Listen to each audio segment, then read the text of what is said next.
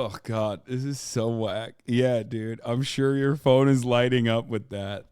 No, your phone is lighting up with the wives of every single person texting you titty pics, okay? That's the honest answer. My phone's been lit up, Sean. My phone's been lighting up with your wife texting me nudies all night, every night. All right, baby. Insane photo shoot? You mean sane photo shoot? The most sane. Gavin Newsom, gruesome Governor Gavin Newsom, went on Sean Hannity and he's fucking got the guns. He brought the guns. He fucking apparently destroyed Sean Hannity. Hannity, and tonight we're going to take you inside one of the most liberal executive mansions in America for an exclusive interview with California Governor Gavin Newsom. I don't want to do an interview. I want to make sure the audience understands up front. This is not going to be me. I want you to answer and give your views.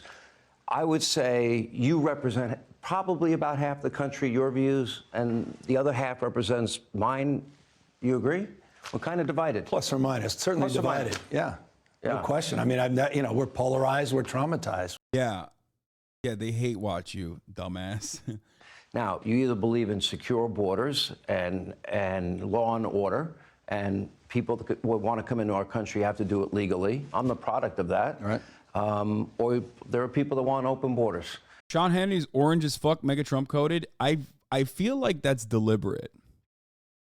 I'm not even kidding. I think like now that Donald Trump is popping again, now that he's in like the public consciousness, I do feel like Sean Hannity probably is like making an attempt to look more orange.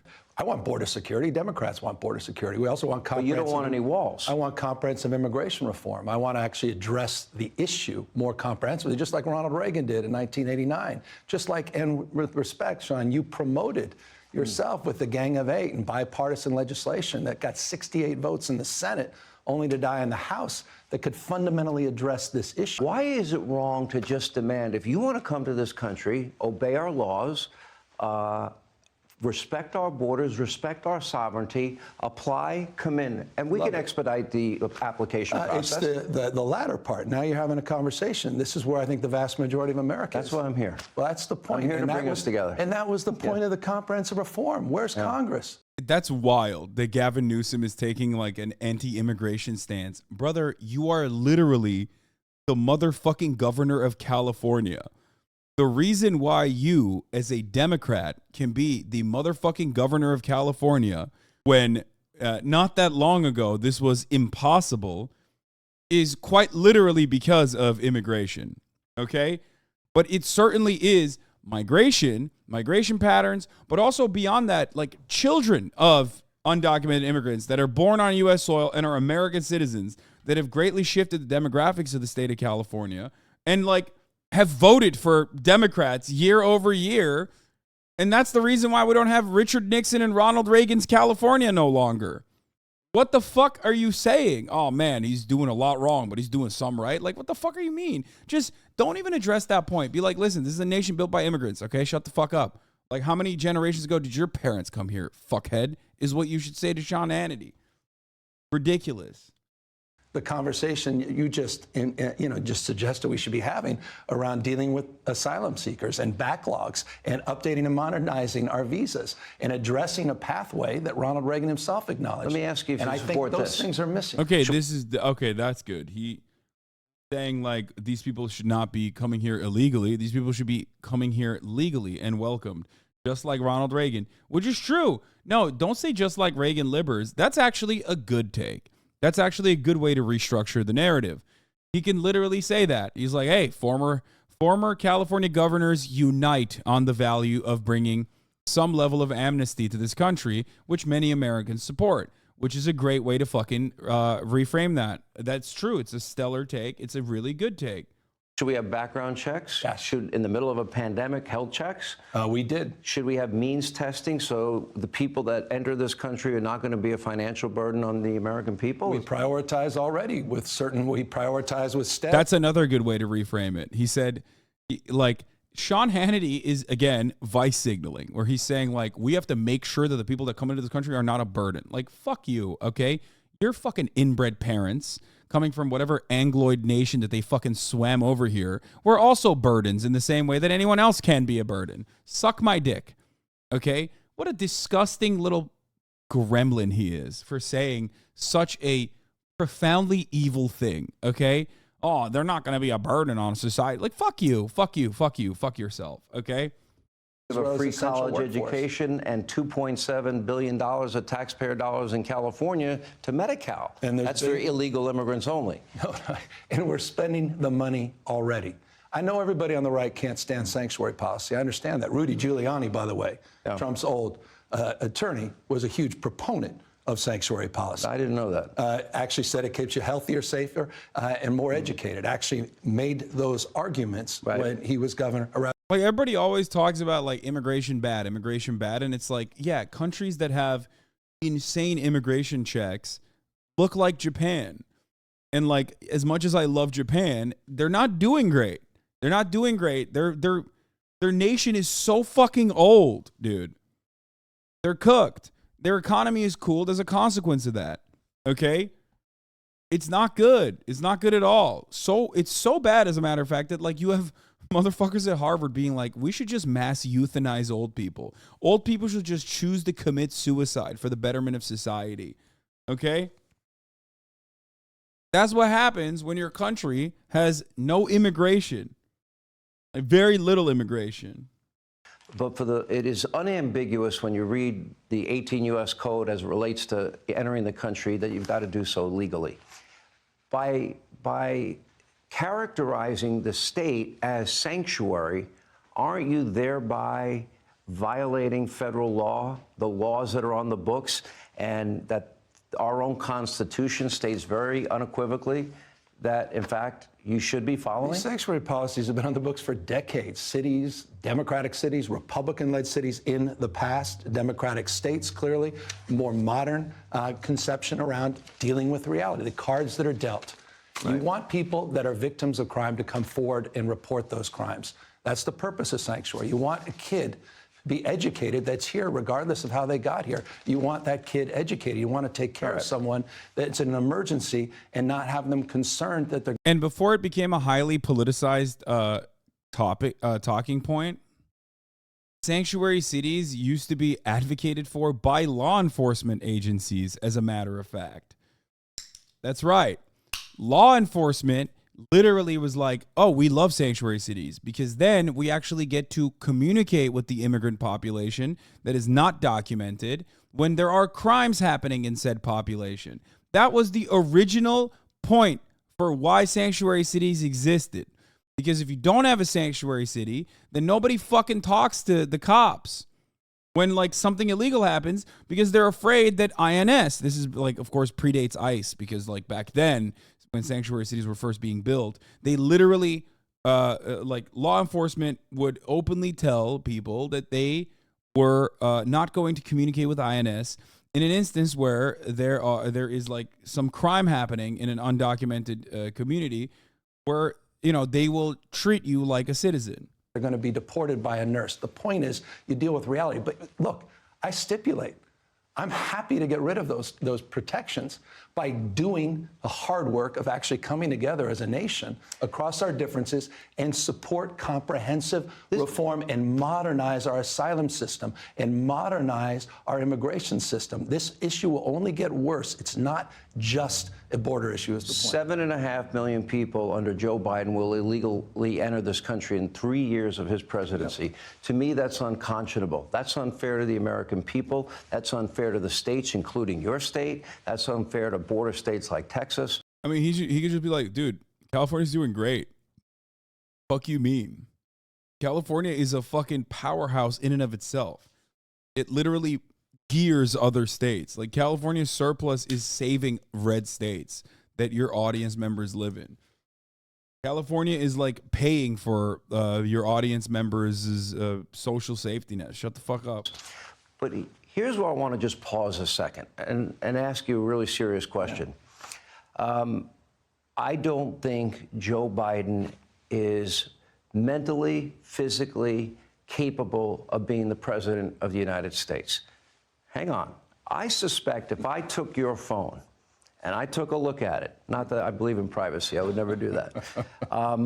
I would bet on a daily basis that there are people urging you to run for president and primary him. Am I wrong in my assumption? Well, my phone's been lighting up how well he did with the UK Prime Minister. My phone lit up and how he That's a nice duck. McCarthy on the debt Does your ceiling. phone light up? My phone lights up with Republican friends saying, you know what? Despite all of the rhetoric, these bipartisan bills he keeps passing on infrastructure and the chip. Oh, God, this is so whack. Yeah, dude, I'm sure your phone is lighting up with that. No, your phone is lighting up with the wives of every single person texting you titty pics, okay? That's the honest answer. My phone's been lit up, Sean. My phone's been lighting up with your wife texting me nudies all night, every night. All right, baby. That's what it's lighting. That's what's lighting up his phone. It's Kimberly Guilfoyle being like, I miss us. Sending fucking photos of them together, sitting on that fucking carpet, looking at the camera all sensually. Okay? She's like, yeah, Donald Trump, DJT Jr. doesn't fuck me like you used to, you animal. Okay? That's what his phone's lit up with. Everything I said is real, by the way. Like, he used to date Kimberly Guilfoyle. Chips and Science Act, the bipartisan work. Bro, he literally fucks wives so much that there was a campaign ad against him. Were they married? Oh, I thought they were dating. I forgot that they were married. Wasn't there a fucking campaign ad that was like, I'm voting for Larry Elder because Gavin Newsom fucked my wife? Oh, yeah. The campaign ad was like, Gavin looks like he's the jock who'd steal your girlfriend in high school. Insane photo shoot? You mean sane photo shoot? The most sane. Also, Gavin Newsom, if you look up like Gavin Newsom wife scandal or whatever, you will find that he has had sex with so many people's wives, okay? I didn't know that this photo shoot also happened at your house. Yes.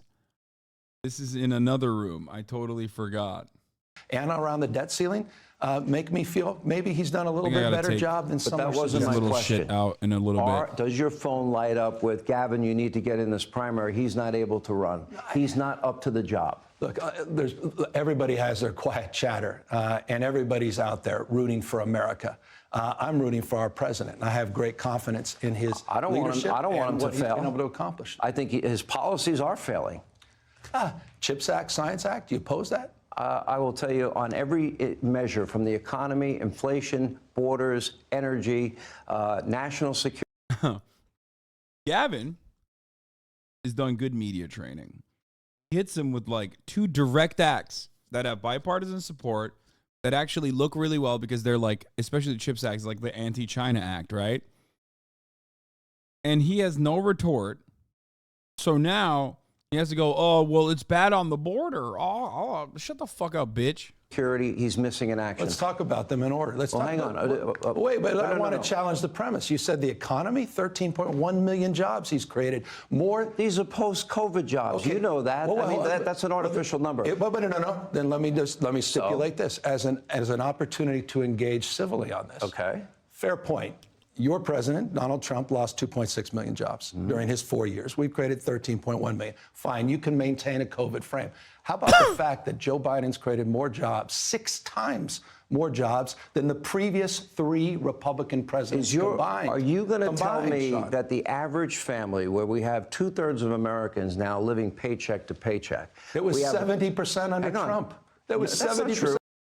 Sean Hannity saying those job creation numbers are post-COVID and it's irrelevant is so funny because, like, there is truth to what he's saying. But also, ask Sean Hannity about the gas prices, okay, under Donald Trump, and he will completely forget COVID ever existed. He's the number one guy who's like, oh, dude, gas prices under Trump, it was $1 a barrel. Fucking gangbusters over here. It was awesome. It's like, why was it like that, Sean? Why? What's going on with inflation? It was 70% under Donald Trump. Pre-COVID, we had the lowest unemployment rate for every demographic. We have the lowest black unemployment in history, and you and I are living with the lowest unemployment in our lifetime, Sean. You can't make that up. Demographic. I love Sean Hannity having to like actually hit Gavin Newsom from the left. Because like the only counter to this is those job numbers are bullshit.